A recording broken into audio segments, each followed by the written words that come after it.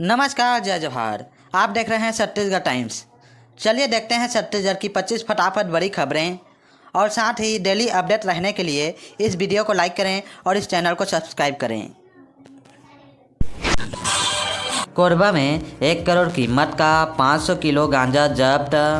Container में tape में लिपटे मिले कई पैकेट। उड़ीसा से यूपी ले जा रहा ड्राइवर गिरफ्तार।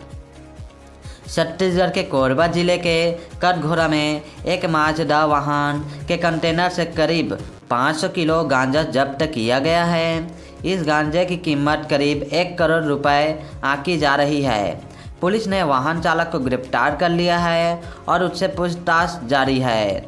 कोरबा जिले में पहली बार इतनी बड़ी मात्रा में गांजा बरामद किया गया है। इस मामले में अंतर्राज्यीय तस्कर गिरोह के बड़े खुलासे की संभावना बताई जा रही है।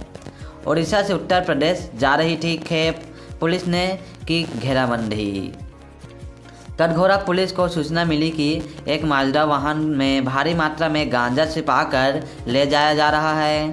सूचना मिलते ही पुलिस अलर्ट हो गई और सुटर्रा रापाखर्रा पुल के पास घेराबंदी कर संदिग्ध वाहन को रोका। उड़ीसा से उत्तर प्रदेश गांजे की तस्करी की जा रही थी। अजय चंद्राकर बोले, एनजीओ विदेशी फंडिंग से कन्वर्जन करा रहे। विधानसभा में उठा मुद्दा। गृह मंत्री शर्मा बोले, छत्तीसगढ़ में देश का सबसे सख्त कानून लाएंगे। पूर्व मंत्री और बीजेपी विधायक अजय चंद्राकर ने सोमवार को विधानसभा में बजट सत्र की कार्यवाही के दौरान एनजीओ को मिलने वाली विदेशी फंडिंग से कन्वर्जन का मुद्दा उठाया। चंद्राकर ने सदन में सवाल उठाते हुए आरोप लगाया कि राज्य में कई एनजीओ विदेशी फंडिंग के जरिए धर्मांतरण कन्वर्जन करा रहे हैं। इस पर गृह मंत्री विजय शर्मा ने बताया कि वर्तमान में राज्य की 153 संस्थाओं को विदेशी फंडिंग मिल रही है, जबकि पहले यह संख्या 364 थी। इनमें से 84 संख्याओं की फंडिंग पर रोक लगाई जा चुकी है और 127 की वैधता समाप्त कर दी गई है। शर्मा ने सदन में ऐलान किया कि छत्तीसगढ़ सरकार धर्मांतरण रोकने के लिए देश का सबसे सख्त कानून लाएगी।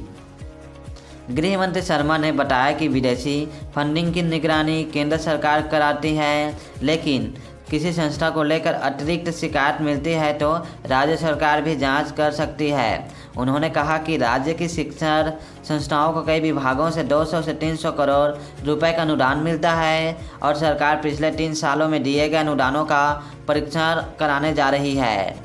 40 से 50 हज़ार की एसी 3 से 4 लाख में खरीदे गए। महंत, इससे पहले प्रश्नकाल में पीडब्ल्यूडी और डीएमएफ फंड का मुद्दा उठा। नेता प्रतिपक्ष महंत ने कहा कि बिलासपुर के पीडब्ल्यूडी विभाग में मेंटेनेंस और विद्युतीकरण के नाम पर 100 करोड़ का भुगतान किया गया। महंत ने आरोप लगाया कि 40 से 50 हज़ार की एसी 3 से 4 लाख में खरीदे गए। इस पर डिप्टी सीएम साव ने बताया कि 9,156 जगहों पर मरम्मत कार्य किया गया, जिसमें 67 करोड़ रुपए खर्च हुआ है। साव ने कहा कि समय समय पर कर्मचारी जांच करते हैं। महंत के आरोप पर उन्होंने कहा है कि अगर कहीं गलत ढंग से भुगतान हुआ है तो इसकी जानकारी दे दें। काम मत करिए, सिर्फ पिछले 5 साल के काम की जांच करवाएं। लखेश्वर बघेल। कांग्रेस विधायक लखेश्वर बघेल ने बस्तर में डीएमएफ मद और सीएसआर मद की राशि के खर्चे का मामला उठाया। वाणिज्य और उद्योग मंत्री लखनलाल देवांगन ने खर्च के बारे में बताया। पूर्व मंत्री अजय चंद्राकर ने इसे पिछले सरकार के वक्त का मामला बताया।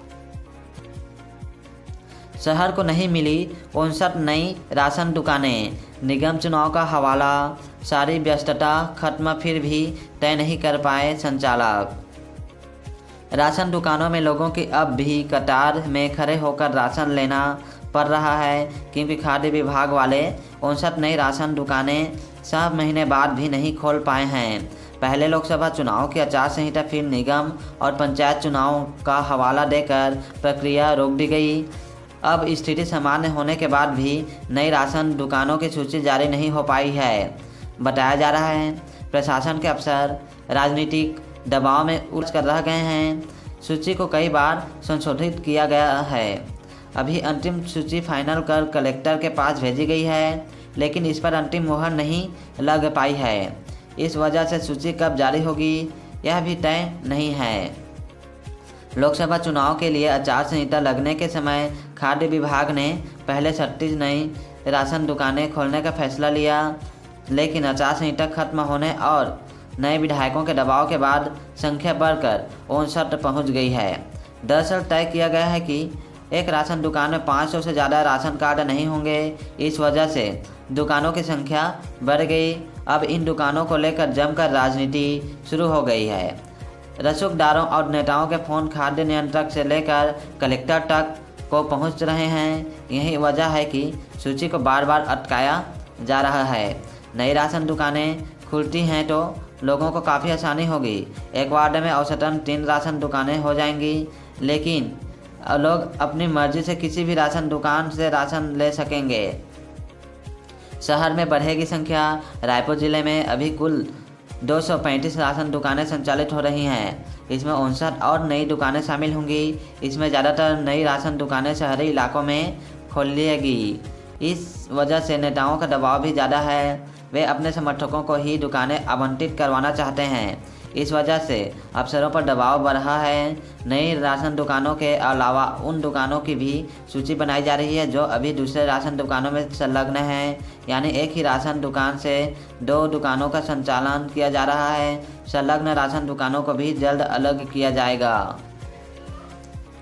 विधानसभा बजट सत्र। कृषि मंत्री रामविचार नेताम बोले, तखतपुर में खुलेगा उद्यानिकी महाविद्यालय, वास छात्रावास परिसर में बनेंगे आवास। विधानसभा के बजट सत्र के दौरान सोमवार को पक्ष विपक्ष की चर्चा के बाद कृषि मंत्री रामविचार नेताम के विभागों के लिए 63,273 करोड़ 82,11,000 रुपये के अनुदान मांगे ध्वनिमत से पारित कर दी गई हैं। चर्चा का जवाब देते हुए कृषि मंत्री रामविचार नेताम तखतपुर में वानिकी महाविद्यालय खोलने की घोषणा की। साथ ही उन्होंने कहा कि आश्रम छात्रावास परिसर में ही अब अधीक्षक निवास बनाए जाएंगे और छात्रों की सुरक्षा भी सुनिश्चित की जाएगी। उन्होंने कहा कि आश्रम छात्रावास की सुव्यवस्थित संचालन के लिए अधिकारियों की टीम नियमित निरीक्षण करेगी। साथ ही जीर्ण शीर्ण आश्रम छात्रावासों का शीघ्र जीर्णोद्धार किया जाएगा। उन्होंने बताया कि छात्रावास का शीघ्र जीर्णोद्धार किया जाएगा। उन्होंने बताया कि छत्तीसगढ़ में वर्टिकल फार्मिंग सेंटर और ऑफ एक्सीलेंस की स्थापना हो रही है। किसानों को उन्नत वर्टिकल फार्मिंग के लिए प्रशिक्षण और तकनीकी सहयोग दिया जाएगा।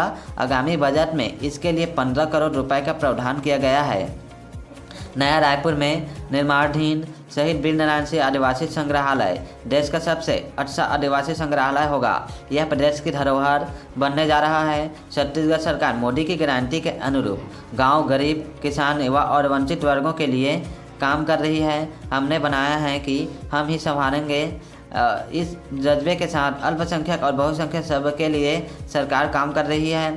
जल जीवन मिशन 5,908 टंकियों में पानी पहुंचाने नहीं मिला जल स्रोत। विधानसभा में प्रश्नकाल के दौरान नेता प्रतिपक्ष डॉक्टर चरणदास महंत ने जल जीवन मिशन का मुद्दा उठाया। उन्होंने पूछा कि 2025 तक केंद्रांश के रूप में कितनी राशि प्राप्त हुई है। सवाल के जवाब में उप मुख्यमंत्री अरुण साव ने बताया कि 2024-25 फरवरी 2024 तक 191.59 करोड़ केंद्रांश प्राप्त हुआ है।